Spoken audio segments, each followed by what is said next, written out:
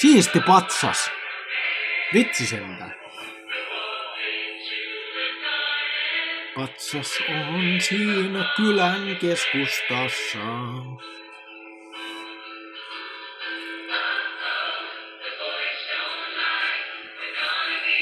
Soleannan kylillä on patsaita. Aino kaupunki se on vasta kyllä aika kaupunki on. Sen verran isoja taloja ja niitä on niin jäätävästi, että kyllä täällä jonkin verran tuhansia ihmisiä varmaan asuu ainakin.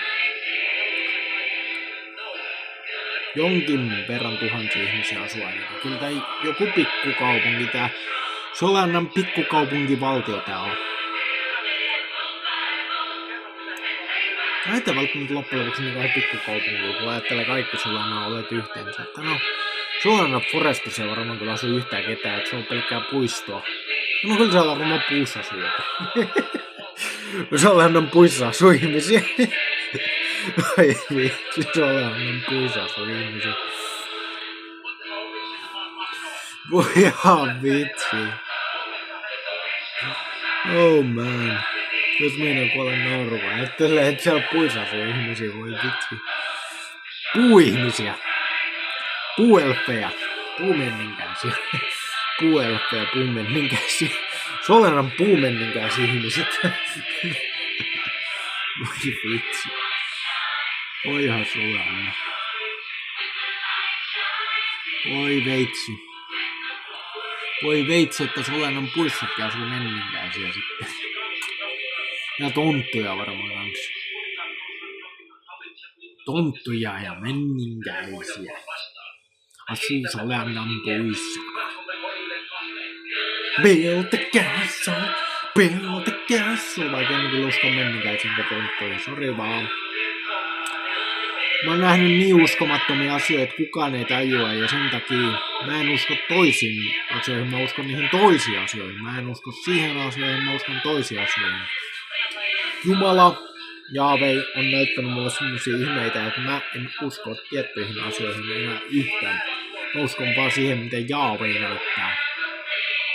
Eli ihan valtavasti oikeastaan. Jaave näyttää ihan valtavasti semmoista tietoisuutta, mitä harva ihminen tajuaa. Se on niin vaikea selittää, että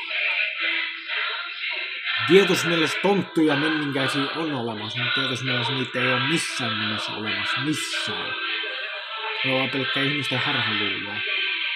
Tavallaan menninkäiset ja tontut on noita onnentuojia. Ne on onnentuojia. Mutta tietoismielessä onnentuoja voi tarkoittaa myöskin demonion, daemon, daemon. Daemon tarkoittaa onnentuoja, eli demoni. Demoni, daemon, demoni. Demoni on läpi historian Babyloniassa ja Persian valtakunnassa ja Euroopassa ja kaikkialla niin tarkoittanut semmoista, että se tuo onnea. Ja on olevinaan tuovansa onnea, mutta melko varmasti tuo vaan hyöno onnea. Hyöno onnea. Hyöno onnea. Tavallaan niin melkein kuin hyvä onnea, mutta ei ihan, kun se on hyöno onnea. Eli huono ja hyvä yhdessä. Hyöno onnea. Semmoinen kompleksi juttu, että se tuo väliaikaisen hyvä onnea, mutta sitten se kostautuu ajan myötä.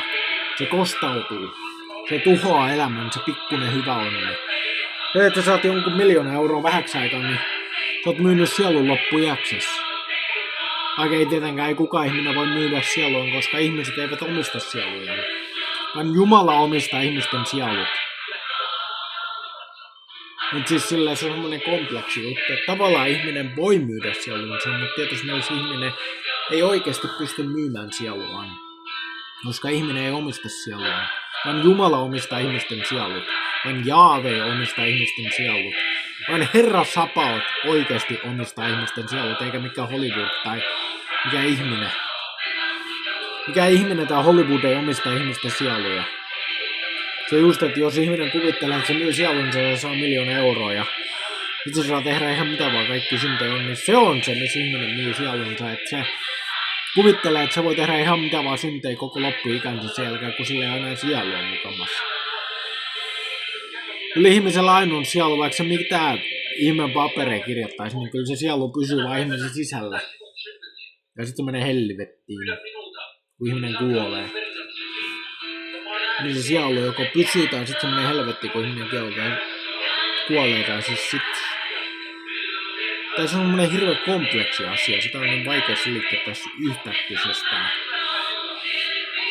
Ihminen ei voi myydä sieluansa, on se piste kuitenkin siinä asiassa, mutta kaikki on niin paljon kompleksimpaa kuin ihmiset koskaan ymmärtää. Kaikki on paljon kompleksimpaa kuin ihmiset koskaan ymmärtää. Harva ihminen tajuu sitä hirveän kompleksia kompleksiooniin, mikä selittämisessä kestäisi vuosituhansia.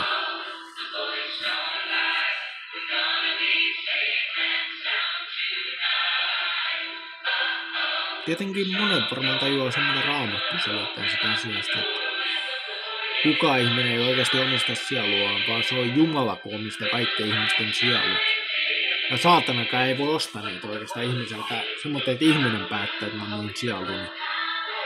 Semmoinen ihminen ei voi päättää. Yksikään ihminen ei voi päättää, että mä myyn sieluni tänään. Mä oon joku ihminen hörhö. Mä myyn sieluni kasasta jauhoa, joka pistää näkemään tonttuja. Ei se semmoittiin toimitaan maailmankaikkeus. Eikä tuu koskaan toimimaan. Ihminen ehkä näkee nyt tonttuja, mutta ei se silti sielua on myynyt. Se ehkä on pilannut sielunsa synnillä, mutta siihen se jää. Siihen se hörhöily jää, että ihminen on pilannut sielunsa jollain typerällä synnillä, missä se on vetänyt jauhoa, niin on se täyteen ja se jauhon nimi on kokaiini.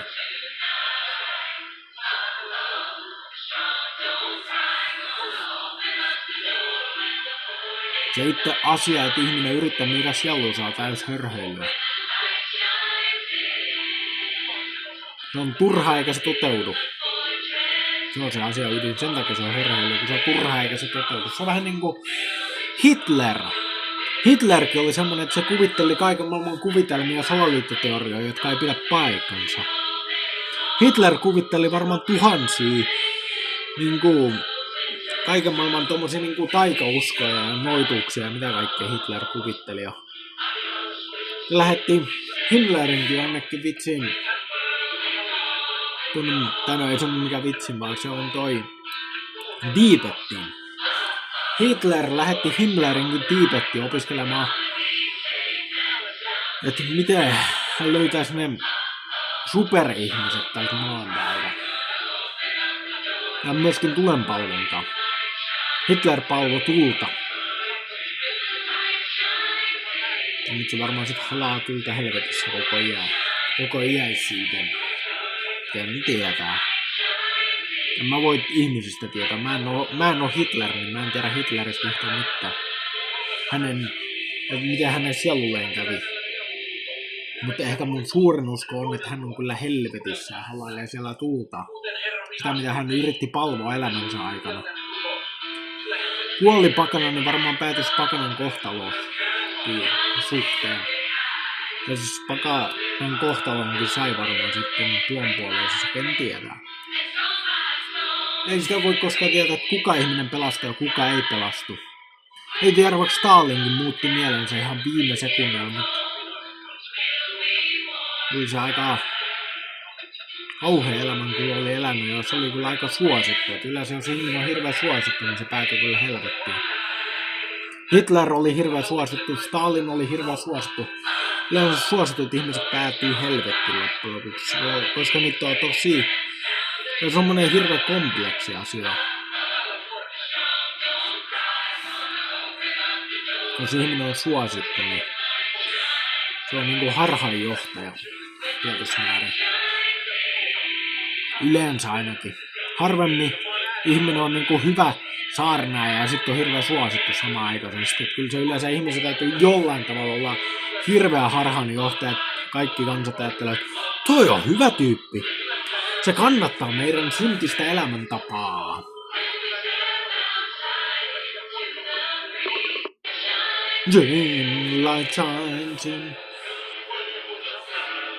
Se just, että ajatella vaikka jotain nykypäiväänkin politiikkoa, että miten hirveän paljon ne on niinku, että me kannatetaan tehdä syntistä elämäntapaa. Kyllä te saatte tehdä mitä te lystäätte. Niin on melkein kuin saatana puhuisi.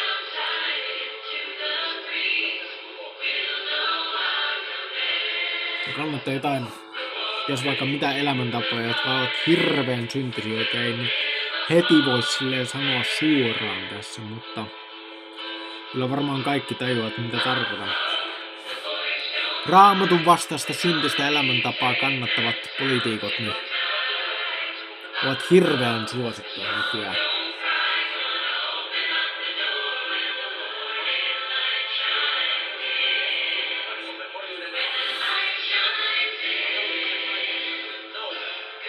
Ihmisten pitäisi mennä takaisin uskonnon pariin. Ja kääntyä mihinkään pakanismia ja saatanan palvontaa ja mihin kaikkeen muuhun hölynpelyyn. Maailma on niin täynnä hölynpelyä.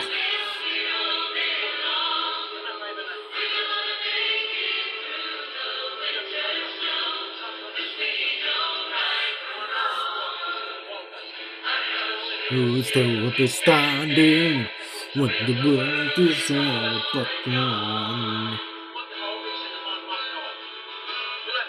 Oh, the voice don't lie. We're gonna be safe and sound tonight. Oh, the strong don't cry. Gonna open up the door when the morning light shines in. I'm crazy for loving, I'm crazy for trying, I'm crazy for trying, I'm crazy for crying. Okei, mun vähän jäi jumitoi vitsin laulu ja lause. Lauseet ja lauluja ja vähän sekaisin. Siis siinähän otetaan, että olen hullu yrittäessäni, olen hullu itkiessäni ja olen hullu kun rakastan sinua.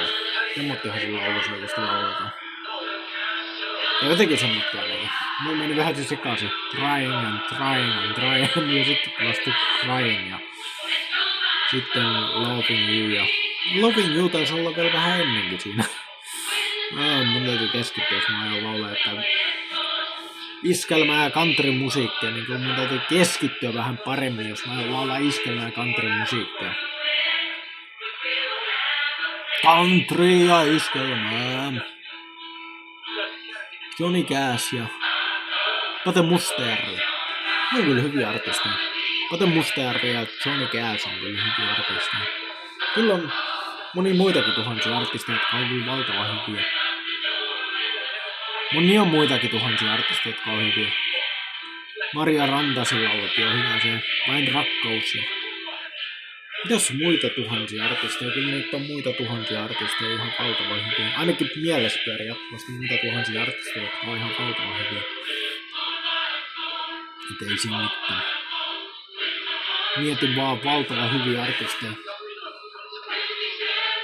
Eikä en oo mikään kauhean fanittaja millekään. Et kun mä kuuntelen musiikkia, niin mä kuuntelen sitä musiikkia, tykkään ehkä biisistä ja siihen se jää. Minun hölynpelyt pyssy.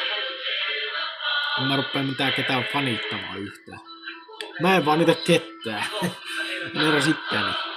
En varsinkaan itteeni. Mä oon täys narsisti sekopää, mutta kyllä mä silti koitan pysyä irti itteni vanituksesta. Mä oon narsisti sekopää, mutta silti mä yritän pysyä itteni palvomisesta irti. Vaikka on se melkein mahdottomuus, mutta kyllä se kai tästä oppii, kun Jaape auttaa. Jaape auttaa, niin pystyy pärjäämään irti kaiken mun narsistihöntästä. Joka on minun omat ongelmani, niin se on minun vikaani, eikä Jaapeen vika. Se on minun vikaani, eikä Jaapeen vika.